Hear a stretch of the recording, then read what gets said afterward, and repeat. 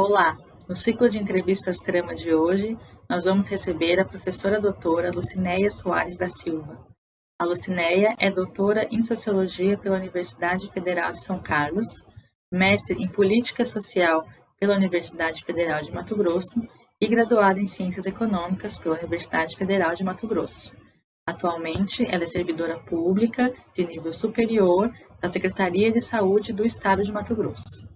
Na entrevista, nós falamos sobre o tema da tese de doutorado da Lucinéia, as políticas de renúncia fiscal do Estado de Mato Grosso e seus efeitos sobre a área de saúde e educação.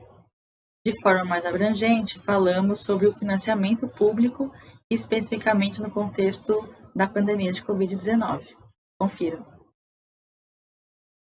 Oi, Lucinéia, agradeço por você aceitar participar do ciclo de entrevistas Trama, tudo bem? Tudo jóia, Tainá, e você?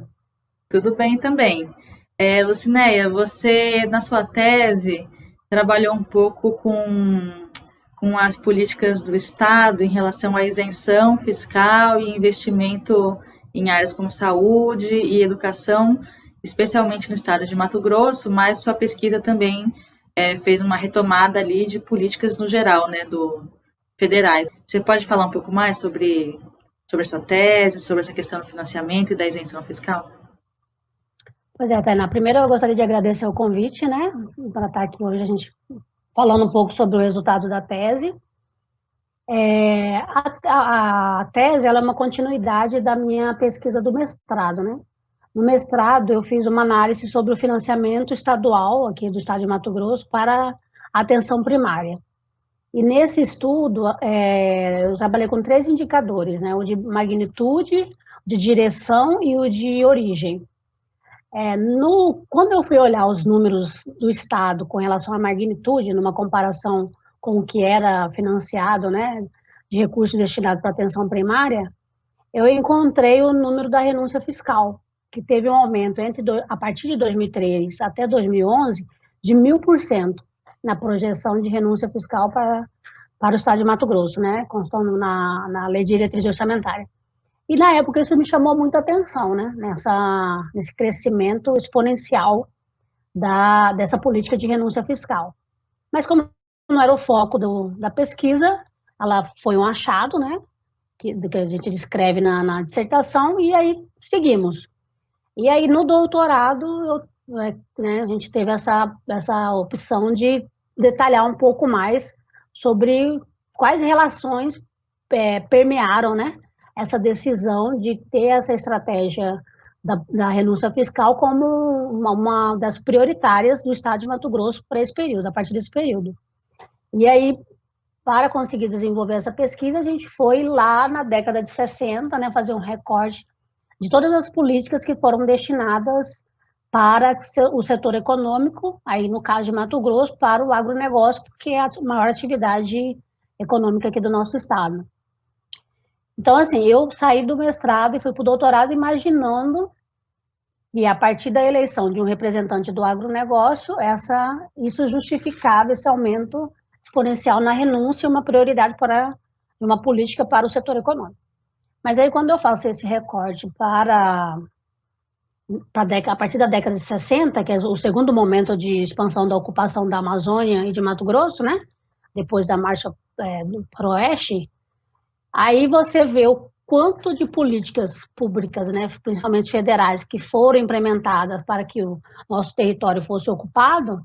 Então, essa hipótese inicial ela foi meio que rechaçada, né? Porque o setor econômico e o agronegócio sempre foi prioridade para o Estado, mesmo quando não era comandada por representantes diretos do setor.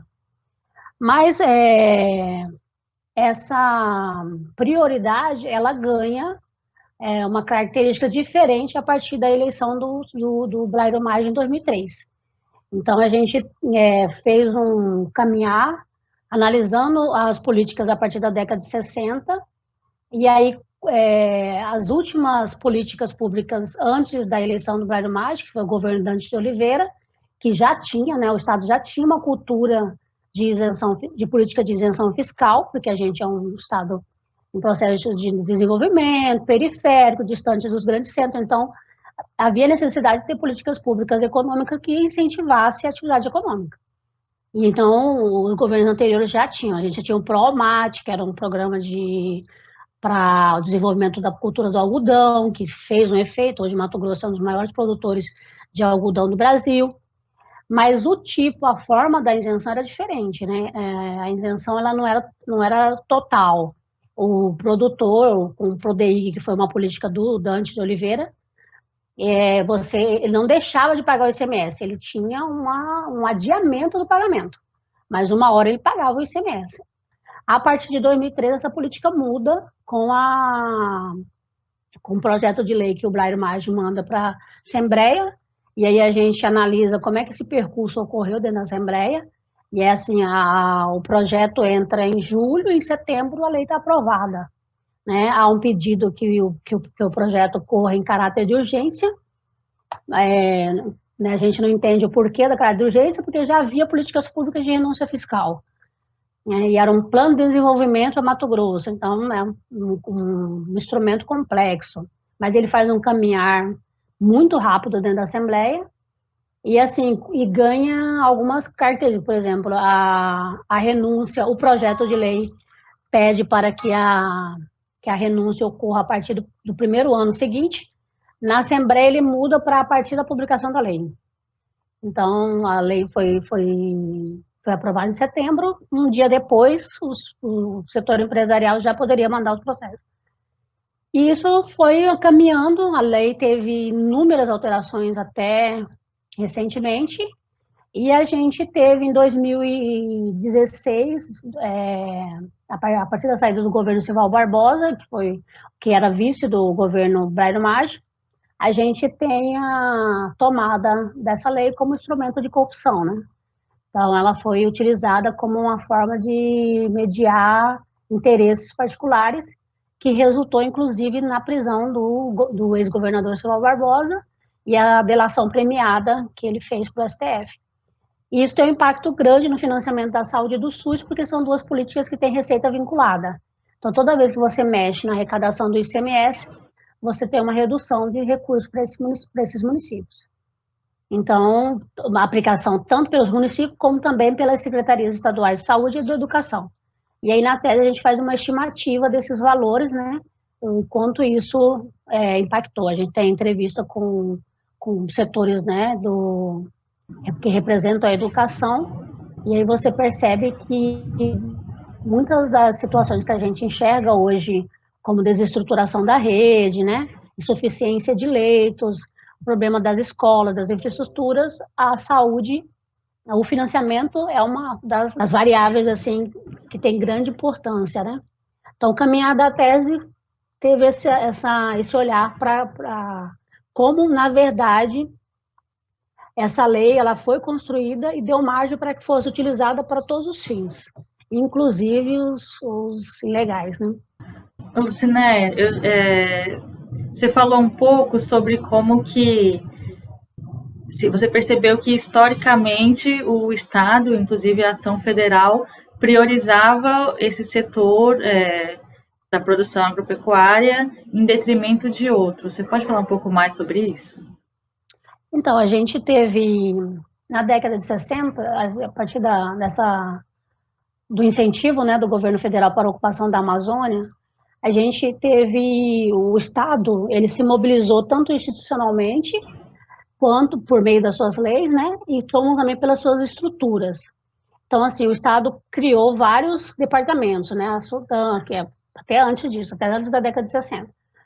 Mas ele instituiu mecanismos, né, e instituições que dessem conta desse atendimento à questão do incentivo para que a Amazônia fosse ocupada.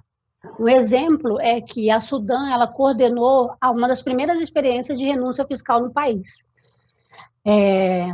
O empresário que quisesse investir na Amazônia, ele podia aplicar até 50% do imposto de renda que era devido. Então, assim, o empresário, ele ia lá, fazia calculava o que ele tinha de pagar de imposto de renda, e esse imposto de renda, ao invés de pagar o Estado, ele reinvestia na sua estrutura, na sua indústria, né, ou na sua atividade econômica. Então, era um recurso público, foi a utilização do fundo público para, na verdade, dar um ganho para esse empresário, né? Então, ele conseguiu com que o Estado investisse diretamente no setor produtivo dele, né? Então, você tem vários mecanismos, né, que foram utilizados para que desse conta de garantir a esse capital a sua reprodução. Uma outra questão foi a formação dos grandes latifúndios, né?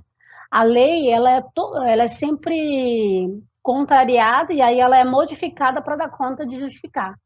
Então, por exemplo, na lei das terras, a grande orientação é que não houvesse formação de latifúndios, né? Aqui em Mato Grosso foi criado até um termo que chamou beliche fundiário, porque havia territórios que tinham 2, 3 proprietários, porque a maioria dos proprietários não eram daqui, eles eram de fora, de outros estados. Então, havia uma grilagem imensa de terra e a utilização de laranjas. Então, o departamento aqui de terras passou um bom tempo fechado, porque ele não tinha nenhum controle sobre a questão fundiária aqui do território. Então, você tem o Estado ausente para legitimar uma questão que estava na lei que não era possível de ser feita, a formação dos grandes latifúndios. E em Mato Grosso, a gente, né, não tem nem o quanto é grande, né, as extensões de terra no nosso território, né? Então, a gente tem uma grande parte das nossas propriedades sendo utilizada por poucas famílias, né, por poucos empreendimentos empresariais do agronegócio. Então, eu fiz uma conta aqui, nós tivemos, a partir da década de 50, até 24 políticas implementadas para que desse conta. Então, a gente tem Polo Amazônia, Polo Centro, Polo Noroeste, Prodoeste, o Promate, o Proterra. Foram políticas públicas executadas pelo governo federal ou pelo governo estadual.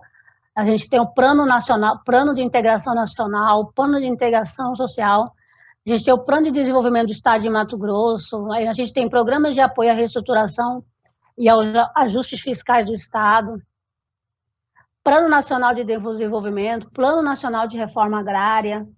Então, o Estado realmente ele se mobilizou para legitimar essa ocupação do território, formando, né, os grandes latifúndios, impedindo. Tem uma análise aqui de alguns autores de Mato Grosso, a Moreno, o professor Barroso, o professor Iame, né, que diz que, na verdade, quando o Estado ele entrou como o responsável pela ocupação do Estado, ele acabou provocando uma não reforma agrária, porque a migração voluntária das pessoas que vinham por conta própria ocupar, né, os poceiros, que vinham ocupar aqui o território, eles acabaram sendo prejudicados por essa ação empresarial do Estado, por liberar com que as grandes empresas colonizadoras fizessem a distribuição das terras no Estado. Então, na verdade, o Estado ele acabou prejudicando uma ocupação que já acontecia por parte do pequeno produtor, né? A gente teve um exemplo em Sapezal, que foi uma cidade que aparece na tese também. Ela foi fundada pela família Maggi. E aí, nas entrevistas, o que apareceu foi que lá, uma das primeiras formas de ocupação foram a formação de pequenas propriedades até 2.000 hectares.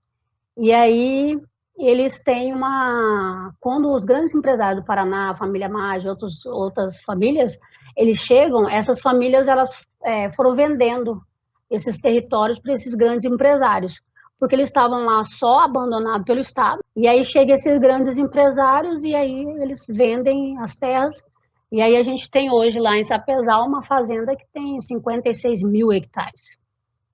Então você vê como ocorreu esse processo de formação desses grandes latifúndios dentro do território, né?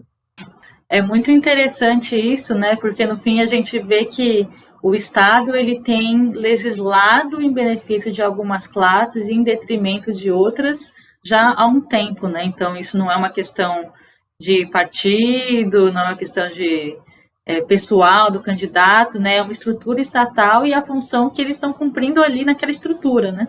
Que vai se Uhum. reproduzindo no decorrer do tempo, né? Eu fico pensando muito nisso também em relação a esse contexto da pandemia que a gente está vivendo agora e essas disputas que a gente vê é, entre agentes do Estado diferentes, né, que têm interesses diferentes também. Então, por exemplo, o argumento de que não tem verba para auxílio emergencial.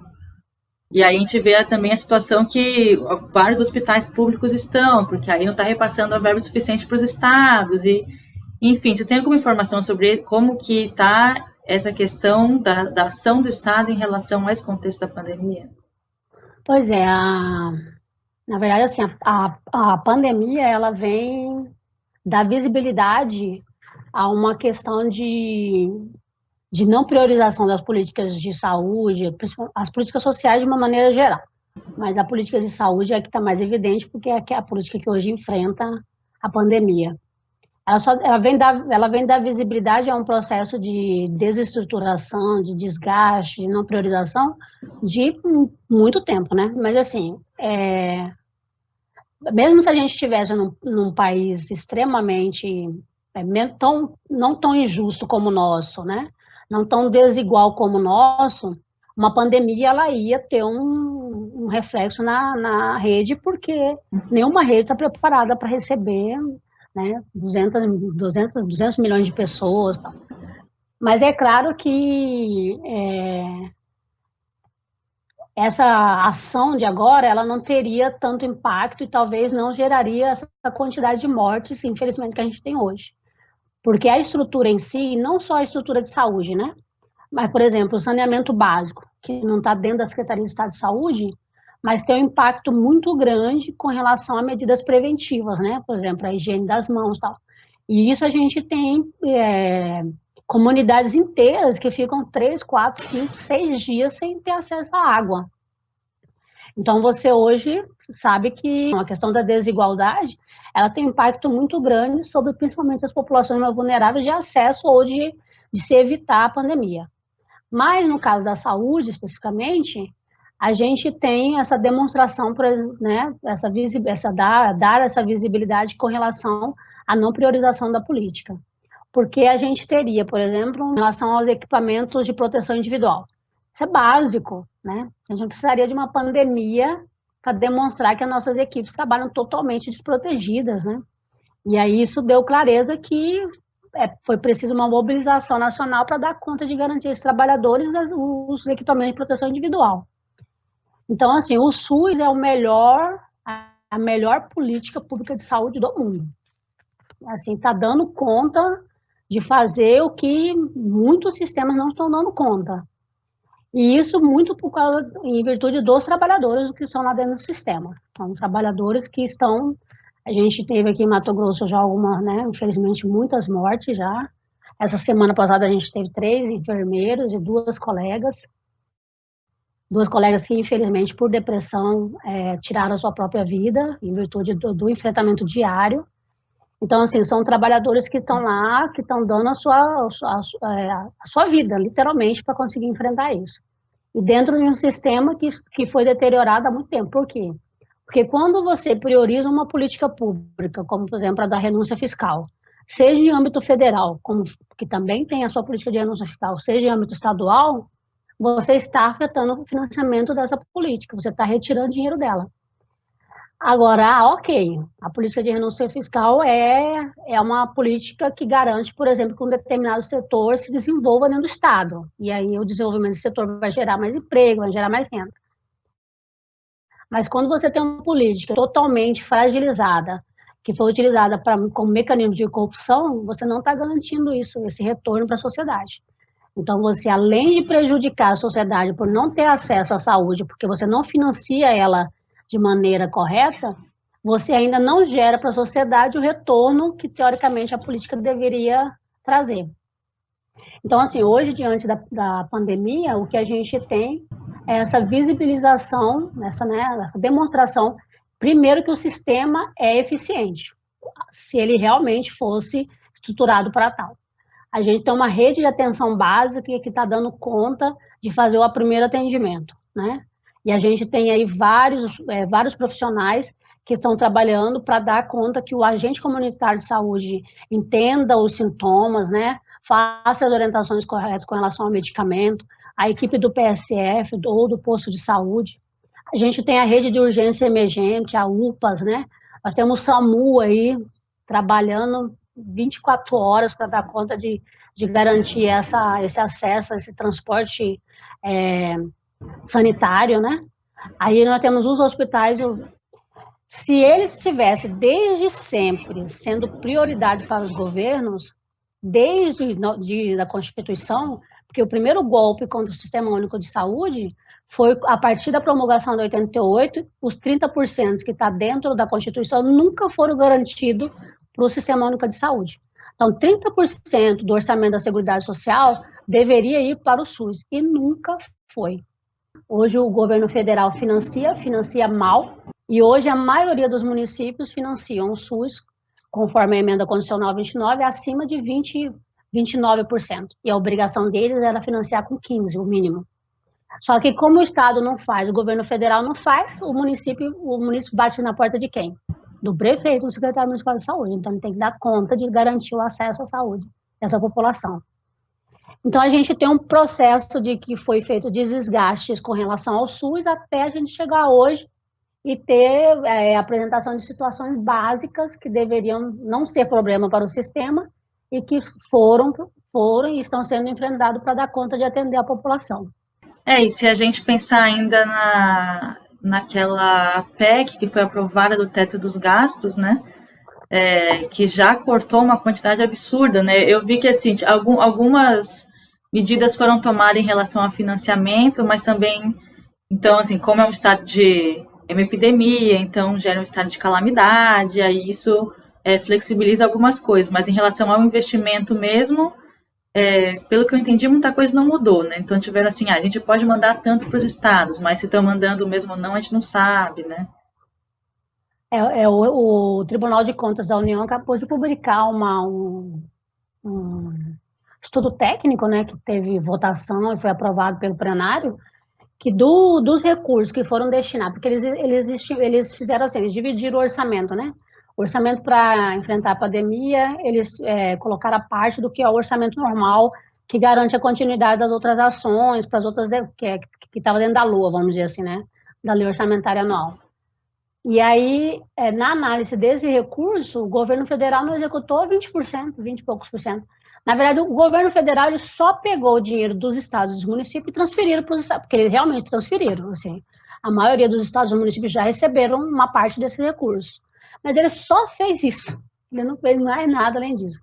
Então, que eu acho que é uma estratégia para transferir a responsabilidade depois para os estados e municípios, entendeu?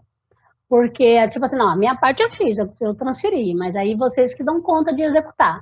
E a gente sabe que quem trabalha com os municípios, né, até mesmo com o Estado, tem muitos municípios, tem muito não, a gente tem 5.300 municípios. 80% desses municípios não têm capacidade institucional para dar conta de, por exemplo, licitar respirador da China, porque é um procedimento super complexo, é questão de edital, de valores alfandegários. Então, assim, os municípios têm uma capacidade institucional que não estava preparada para uma demanda dessa, né? Então, você precisaria de um comando federal para dar conta de atender a essas necessidades regionais dos municípios, né? Então, não podemos dizer estado, mas pelo menos dos municípios, porque você não é uma coordenação única, né? Então, ficaria mais fácil, inclusive com relação à gestão de pessoas. A gente não vai conseguir formar médicos, assistentes sociais, fisioterapeutas, né, nutricionistas, enfermeiros, técnicos de enfermagem, para dar conta de atender isso de uma hora para outra. Até mesmo porque essas pessoas também não podem adoecer. Então, vamos pegar os alunos e vamos mandar. Não. Hoje, semana passada, a gente teve. Semana passada, não. Ontem, né? De domingo para ontem, um técnico de enfermagem de 22 anos. Ele acabou de formar, foi para a linha de frente, pegou a Covid e faleceu. Então, você também não pode pegar uma pessoa dessa e colocar que está se formando, que está estudando, e lançar. Então, se a gente tivesse uma coordenação nacional, tá, diminuiu o número de casos no Amazonas. Então, a gente pega um grupo de trabalhadores de lá que já tem experiência, já sabe como lidar, e transfere a partir do governo federal, como responsabilidade do governo federal, por exemplo, para Mato Grosso, que está agora no processo de pico, de mais mortes. Então, assim, a ausência do governo federal na condução das políticas nacionais, ela é devastadora, porque os estados e os municípios sozinhos, eles não vão conseguir dar conta disso sem o apoio federal. E não é um apoio de dinheiro, de recursos, é um apoio de consultoria, de apoio técnico, de instrução, de transparência, né? A gente está com uma dificuldade muito grande de ter transparências aos dados do governo federal. Então, é devastador a ausência do governo federal nessa condição. E é interessante, né? Porque assim, no ciclo a gente veio falando sobre os pequenos produtores e os trabalhadores. E no fim é sempre um pouco isso, né? Meio que se vira, né? Cada um se vira com o que tem para se virar. Então, os pequenos produtores, conseguem ir para a feira porque a prefeitura conseguiu criar um esquema de deixar a feira aberta no contexto da pandemia. Os trabalhadores estão à mercê, os rurais, né, estão à mercê das empresas, que falam, não, a gente vai garantir um tipo de proteção para você, mas eles não têm nenhum tipo de outra ação do Estado, né, então, no fim, o que chega em alguns lugares é só o auxílio emergencial, pensando no sujeito, né, e, de fato, não tem essas políticas públicas maiores, né, dessa preocupação, dessa contenção, então, a gente está já com 88 mil mortos, né, 2 milhões e meio quase de casos diagnosticados e a gente tem essa ação do Estado que é omissa, né? Mas é isso, é uma omissão que é estratégica, né? Infelizmente é. A gente, por exemplo, eu tenho um colega que é profissional liberal. E aí ele falando, tal, reclamando, né? Porque assim, eu estava toda vez como eu sou economista, toda vez que eu vou conversar sobre isso, o pessoal fala, mas é a dicotomia entre vida e economia. Aí, assim, quando você fala com outros economistas, né, você lê matéria dos outros colegas, assim, não existe essa disputa entre vida e economia, porque a economia não se faz sem o trabalhador. Não se faz na produção e depois não se faz na circulação e no consumo, porque quem que vai consumir?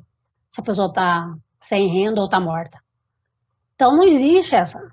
O que, infelizmente, eu estava lendo um trabalho de um economista que ele diz assim, numa análise que foi feita na gripe espanhola,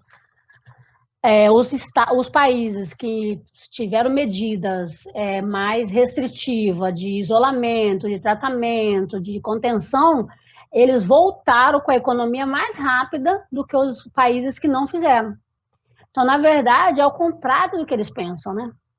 Você não tem que, vai prejudicar. Não, vai prejudicar a economia se você foi negligente, se você colocar a população em risco, se você não garantir que essa população depois tenha condições de voltar ao trabalho, né, de exercer sua força de trabalho, e aí de garantir renda, consumo. É isso que não é o contrário. Mas, infelizmente, o que a gente vê que é uma ação assim, porque o Estado, ele deveria garantir a essas pessoas em situação de vulnerabilidade, ao pequeno e médio produtor e ao pequeno e médio empresariado, as condições de se manter até que esse processo mais rápido de contágio, né, e de óbitos aconteça.